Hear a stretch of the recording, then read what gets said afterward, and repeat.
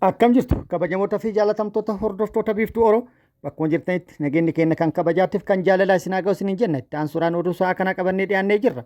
Hanganuma sagantaa kanatti nu hojii turaan affeerraa kenna. Oduu wayitaawaa hedduu kan biyya keessaa qabannee jirra. Itti dhiyaachuudhaan itti bohaaraan affeerraa kenna. Kallattimaan gara mata duree oduu amma qabadhetti yeroo dabru oduun jalqaba.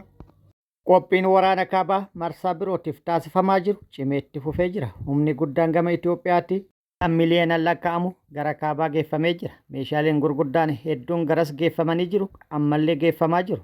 Akkasumas konkolaataan meeshaalee kana ittiin geejjibamanuu hanqinni akka mudateetu dubbatamaa jira. Gama faallaa Itoophiyaatiinis humnoonni qindaa'an yookaan immoo gareedhaan qindaa'an TPLF akkasumas loltoonni Eertiraatii fi kan biroollee qindoomuun qophii isaanii xumuruutu himamaa jira. Walumaa galatti gamaa gamana dhaabbatuun meeshaalee gurguddaa xamadatanii yookaan qabatanii wal agarsiisaa akka jiranii fi wal doorsisaa jiraachuun hammaatee jira. Guutuu isaa isin biraan geenna. Oduun itti aanu taateewwan garaagaraa naannoo Oromiyaa keessatti ta'an bakkoota garaagaraa irraa yookaan godinaalee Oromiyaa garaagaraa irraa qindeeffannee isin biraan ga'uuf qabannee dhiyaannee jirra. Isin biraan geenna. Oduun itti aanu lolli loltoota mootummaatiif waraana bilisummaa Oromoo gidduutti guutuu Oromiyaa keessatti gaggeeffamaa jiru cimee itti fufee jira. Waraanni bilisummaa Oromoo hanga funyaan Finfinneetitti fulla'uun tarkaanfii fudhataa jiraachuu fi tarkaanfii fudhateen loltoota mootummaa hedduu hojiin ala taasisuun injifannoo argadhe jedhee jira. Guutuu isaa qabannee jirra isin biraan geenna. Guutuun oduu wal duraa duubana kunooti. Oduu kaaba Itoophiyaa irraa nu geettan qophiin waraanaaf taasifamaa jiru kaaba Itoophiyaatti cimee jira. Wal haleellan amma raawwata wal haleeluuf jechuudhaan dibbeen waraanaa haleelamaa jiraatus yookaan rukutamaa jiraatus hanga ammaatti kan harka bahee hin jiru. Akka odeeffannoon maddeen garaagaraa irraa ba'an ibsaa jiranitti qophiin gama lamaaniyyuu taasifamaa jiru akkaan cimuu fi gama lamaaniyyuu hunduu bakka qabatee ilaalaa wallaaluun shokoksaa wal eegaa jiru jedhamee jira. Mootummaan piipillee humna guddaa garasitti geessee jira. Miliyoonaan kan lakkaa'amu. TPLF fi gareen biroollee qindoominaan qophii isaanii xumuranii waan Itoophiyaan hojjetaa jirtu ilaalaa jiru jedhamee jira. Dursanii bakkee qabatuun dahannoo qotatuun ilaalarraa shokoksaa waraana Itoophiyaa eegaa jiru jedhamee jira. Itoophiyaan humna guddaa fi meeshaalee gurguddaa gara kaabaatti fe'uu itti fufte jedhamee jira. Meeshaalee gurguddaa gara kaabaatti fe'uuf hanqinni konkolaataallee akka isii mudatetu himamaa jira. Humni namaa immoo kan miliyoonaan lakkaa'amu akka ta'es maddeen odeeffannoo garaagaraa ibsaa jiru. Itoophiyaan humna qilleensatti illee qophiin taasisaa jirtu cimaadha jedhamee jira. Humna qilleensaa Bishooftuu, Baahardaarii fi akkasumas Samaraa jiran irrattis of eeggannoon akka dhaabbatan ajajni darbee jedhamee jira. Gara biraatiin immoo lolli kun yoo jalqabame gaaga'ama guddaa akka biyyattiitti dhaqqabsiisuu danda'a jechuudhaan hedduun lallabaa kan turanii fi akkasumas lolli kun akka hin kaane karaa nagaatiin rakkoon jiru furmaata haa argatu. Mariin haa durfamu jechuudhaan yaada kennaa kan turan ammallee yaada isaanii itti fufanii jiru. Lola kaabatti kana dura irra deddeebi'ee mudataa ture wal qabatee muuxannoo jirurraa ka'uudhaan hedduun tilmaama isaanii kan ka'an yoo ta'u lolli kun miliyoonotaan kan lakkaa'aman lubbuu galaafatuu danda'a. Qabeenya biyyattii mancaasuu danda'a yookaan immoo dhufaatii dinagdee guddaa biyyattii dhaqqabsiisuu danda'a jechuudhaan dubbataa jiru. Akka walitti bookkisuutii fi wal doorsisuutti lolli kan jalqabu kana dura ture. Garuu hanga ammaatti lolli ka'ellee hin jiru. Lolli kun yoo ka'es lola salphaa ta'uu akka hin dandeenye hedduun kan dubbataa jiran. Lolli kun lola garee ta'uu danda'a. Eertiraa duuba biyyoonni hedduu akka jiranii fi meeshaalee waraanaa gurguddaa akkasumas fageenya hedduu deemuu danda'an kan kennaniif akka jiran hedduun dubbataa jiru. Itoophiyaalleen haaluma wal fakkaatuun diroonota hedduu akkasumas hanga xayyaarota waraanaa ga'anitti ergisaa fi bittaadhaan Itoophiyaaf kan laatan jiru. Kun immoo asitti kan dhaabbatu miti. Kana yaada keessa galchuudhaan hedduun lolli kun akka hin jalqabamne wawwaataa kan jiran yoo ta'ellee hedduun immoo lolli kun akka jalqabamu dhiibbaa kan taasisaa jiran hedduudha. Hundaaf waan ta'u ollee bullee kan arginu ta'a. Oduun itti aanu oduu wayitaawaa godinaalee Oromiyaa garaagaraa irraa arganne qindeessinee akka itti aanu kanatti qabannee dhiyaannee jirra. Oromiyaa keessatti ajjechaa fi jeequmsi nageenya hammaataa dhufuun godina Baha Wallaggaa Anaaroo Limmoo keessatti namni tokko guyyaa gaafa gurraandhala 14/2026 rasaasaan rukutamee lubbuun isaa darbuun ibsameera. Namni kunis maqaan isaa Lammeessaa Ayyaanaa kan jedhamu osoo buna funaanaa jiru rasaasaan rukutamee ajjeefamuu jiraattonni dubbatu. Jiraattonni naannichaa akka jedhanitti ajjechaan itti yaadamee badiisaa malee garee bilchiginnaan irratti raawwatamu himu. Ajjechaan akkanaa uummata Oromoo irratti badii malee raawwatamaa jiraachuun haqni isaanii jalaa dhokfamaa dhufuun uummata keessatti sodaa fi yaaddoo nageenyaa guddaa uumaa jira. Uummanni mana isaa keessaa ba'ee hojii isaa hojjechuu fi nagaan jiraachuun itti ulfaataa ta'aa dhufeera jechuun jiraattonni irra deddeebiin himatu.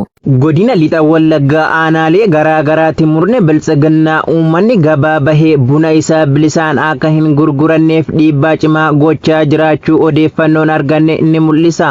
Jiraattonni naannichaa akka eeranitti humnoonni murna bilchiginnaa fi caasaaleen isaanii daldaltoota waliin walii galuun gatii bunaa irratti galii dhuunfaa isaaniif bu'aa ta'u qofa irratti hojjechaa jiru jedhu.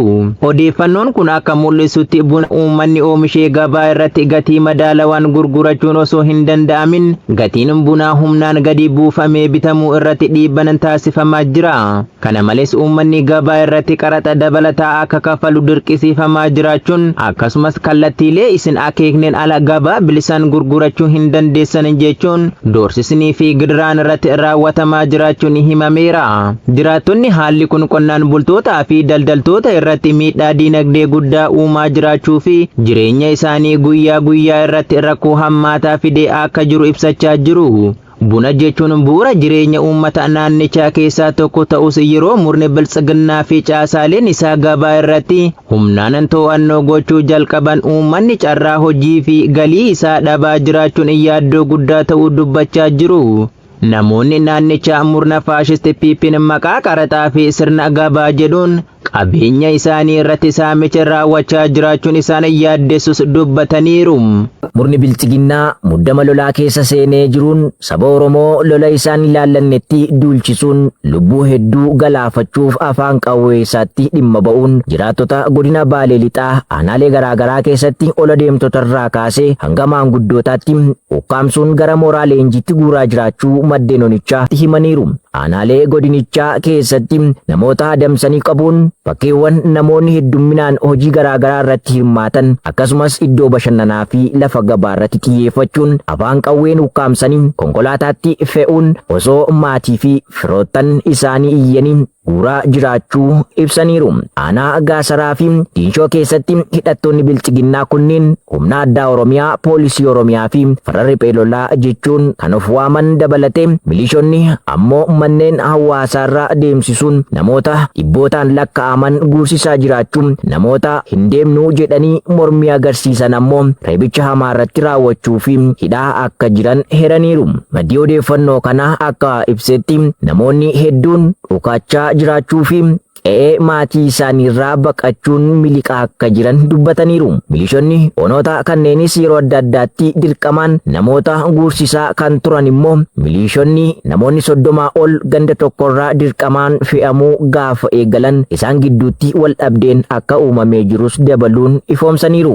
Keessattuu aanaa Gaasaraa ganda Dambal kan milishota 70 qabdu kaabinootni aanaa gandichatti argaman walgayii ariifachiisaatu jira jedhanii erga waamanii booda humna waraanaa gidduutti galchuun milishota 30 ol fedhii isaanii malee fe'uun kanneen fiiganii harkaa ba'an ammoo maatii isaanii mana hidhaatti guuraa jiraachuu jiraattonni gandichaa himee jira. Godina Arsii Bahaa aanaa Sirkaa magaalaa Gobeessaa keessatti gurraandhala 15 bara 2026 waraanni goolessaan murna bilchiginnaa magaalaa Gobeessaa ganda duwwaa tokko keessatti maqaa inshuraansii fayyaa jedhuun jiraattota magaalichaa irraa adabbii waliin jechuun hanga qarshii 9,000tiin saamaa jiraachuu jiraattonni addeessaniiru. Magaalichuma ganda duwwaa 2 keessattis maqaa gibira lafaa jedhuun hanga qarshii 10,000tti saamaa jiraachuun ibsameera. Gandoota magaalichaa kanneen akka Heellaa Seeroo keessatti ammoo uummanni gandichaa gara magaalaa akka hin imalle dhorkuun uummanni hojii ooyiruu milishaa keessa akka oolan dirqamaan milishotaaf akka hojjetan taasisaa jiraachuus dabalaniiru. Kana malees namoota hojii ooyiruu milishaa hin hojjenne ergama waboo qabdu ittiin jechuun hanga qarshii 10,000tti adabaa jiraachuus jiraattonni gandichaa himaniiru. Namoota hojii ooyiruu milishaa hojjechuu diduun adabbii qarshii 10,000 adabaman keessaa muraasni maqaa arganne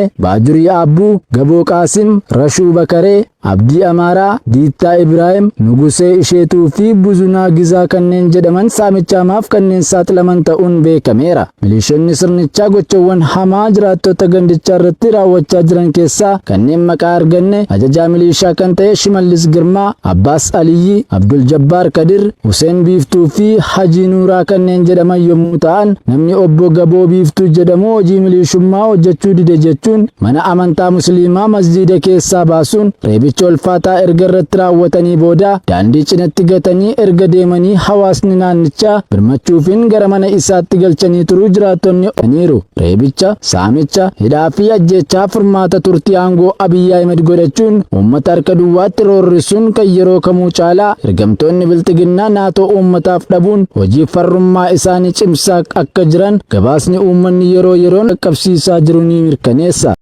Oduun itti aanu lolli loltoota mootummaatiif waraana bilisummaa Oromoo gidduutti guutuu Oromiyaa keessatti gaggeeffamaa jiru akkuma itti fufetti jira. Waraanni bilisummaa Oromoo tarkaanfii loltoota mootummaa irratti fudhataa jiru cimsuun hanga funyaan Finfinneetti fulla'uun tarkaanfii fudhataa jiruun injifannoo argatuu beeksisee jira. Guyyaa kaleessa Gurraandhala 16 naannawa magaalaa Finfinnee dabalatee giddugala Oromiyaa bakkoota garaagaraatti haleellaa raawwateen miidhaa guddaa dhaqqabsiisu waraanni bilisummaa Oromoo beeksisee jira. Lixa Shaggar Kaaba Shawaa akkasumas funyaan Finfinnee jalatti Abbuu Seeratti tarkaanfii humnoota mootummaa irratti fudhateen humnoota mootummaa hedduu miidhaa qaamatii fi kan lubbuu irratti dhaqqabsiisuun hedduu hojiin ala taasisa jedhee jira. Waraanni bilisummaa Oromoo tarkaanfii naannawa Abbuu Seeraa funyaan Finfinnee jalatti fudhateen loltoota mootummaa hedduu addunyaa kanarraa godaansee hedduu madeessuun hedduus booji'ee jedhee jira.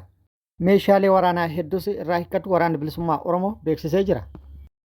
Isaan viidiyoo irratti argitan kun warra harkaan qabamee fi warra carroome jedhee jira. Waraanni bilisummaa Oromoo hedduun isaanii carraa kana argachuu hin dandeenye jechuudhaan kan kanarraa hafan hedduun isaanii kan miidhaman ta'uu ibsee jira. Odeeffannoo dabalataa akka itti aanu kanatti qabannee jirra. Waraanni bilisummaa Oromoo zoonii giddugala Oromiyaa tarkaanfii bakkeewwan garaagaraatti murna bilisiginnaa irratti fudhateen injifannoo argate. Waraanni bilisummaa Oromoo zoonii giddugala Oromiyaa tarkaanfii kana kan fudhate gaafa Gurraandhala 15 bara 2026 lixa Shaggar aanaa Jalduu ganda Osolee jedhamu keessatti akka ta'e waraanni bilisummaa Oromoo zoonii giddugala Oromiyaa beeksise. Tarkaanfii waraanni bilisummaa Oromoo zoonii giddugala Oromiyaa lixa Shaggar aanaa Jalduu ganda Osolee jedhamu keessatti fudhate kanaan miidhaa guddaan waraana murna bilisiginnaa irraa akka ga'e baramee jira. Tarkaanfii obozoonii giddugala Oromiyaa fudhate kanaan waraana murna bilisiginnaa Abiyyi Ahmadiin hoogganamturraa namni 18 yoo du'u namni 14 ammoo madoo jajjabaan adabamtee jirti. Kana malees milishoonni Abiyyi Ahmadiin teessoo isaa tiifkoof itti fayyadamu namni 9 harkaan qabamtee jirti. Waraanni bilisummaa Oromoo zoonii giddugala Oromiyaa tarkaanfii du'aan madoon waraana murna bilisiginnaa adabuun alatti meeshaa ishiin ittiin uummata doorsisu harka micciiree irraa hiikee jira. Gama meeshaatiin qawwee akaamaa 11 hidhannoo guutuu waliin dugda diinaa irraa hiikuun galii moonaa qabsoo bilisummaa Oromoo taasisee jira. Waraanni bilisummaa Oromoo zoonii giddugala Oromiyaa tarkaanfii kana itti fufuun Kaaba Shaggar aanaa warra Jaarsoo ganda Walee Cilalloo jedhamu keessatti tarkaanfii fudhateen injifannoo argate. Obozoonii giddugala Oromiyaa tarkaanfii kana kan fudhate gaafa Gurraandhala 16 bara 2026 Kaaba Shaggar aanaa warra Jaarsoo ganda Walee Cilalloo jedhamu keessatti daandii guddicha Finfinnee naannoo Amaaraa wal quunnamsiisu gubbaatti akka ta'e baramee jira. Tarkaanfii waraanni bilisummaa Oromoo zoonii giddugala Oromiyaa waraana murna bilisiginnaa irratti fudhate kanaan moonan yakkamtoota bilisiginnaa naasuu guddaa keessummeessaa akka jiru baramee jira. Tarkaanfii kanaan waraana murna bilisiginnaa irraa namni 18 yoo du'u namni 11 madoo jajjabaa madooftee jirti. Kana malees meeshaalee waraanaa qawwee akaamaa 4 hidhannoo guutuu waliin dugda diinaa irraa hiikuun galii moonaa qabsoo bilisummaa Oromoo taasisee jira. Du'an keessaa ajajaan Ribee Lolaa namni Bahaaruu Gammachuu jedhamu keessatti akka argamu baramee jira. Gama waraana bilisummaa Oromoo zoonii giddugala Oromiyaatiin ergaan darbe ilmaan Oromoo osoo hin beekin teessoo impaayera mootummaa Itoophiyaa kana tiksuuf wareegama hin malle kafalaa jirta. Yeroo itti of yaadattanii biyya ofii ijaarrattan amma waan ta'eef koottaa gara moonaa qabsoo bilisummaa Oromootti jechuun dhaamsa isaa dabarsee jira. Bakkoota lollitti gaggeeffame kana walqabatee gama mootummaati maaltu jedhame kan jedhu odeeffannoo argachuuf yaallee turre odeeffannoo argachuu hin dandeenye yookaan immoo wanti jedhame hin jiru ta'ullee mootummalleen gama isaatti opereeshinii bal'aa gaggeessaa jiraachuuf humna guddaa bobbaase tarkaanfii fudhataa jiraachuu beeksisee jira. Tarkaanfiin inni fudhatu hedduun immoo kan xiyyeeffatan namoota nagaa irratti fi qabeenya namoota nagaa irratti ta'u maddeen odeeffannoo bakkoota garaagaraa irraa odeeffannoo argatuun gabaasanii jiru. Kabajamoota fi jaalatamtoota hordoftoota biiftuu Oroo oduu namaaf qabadde kan hangammaa kana guutuu oduu wajjin isin wajjin kan ture ani Barisoo Ganamoota hangeerotti aanutti deebinee wal agarrutti nageenyi rabbi isiniif haa baay'atu nagatti nu turan hawwii kenna nagatti nu tura.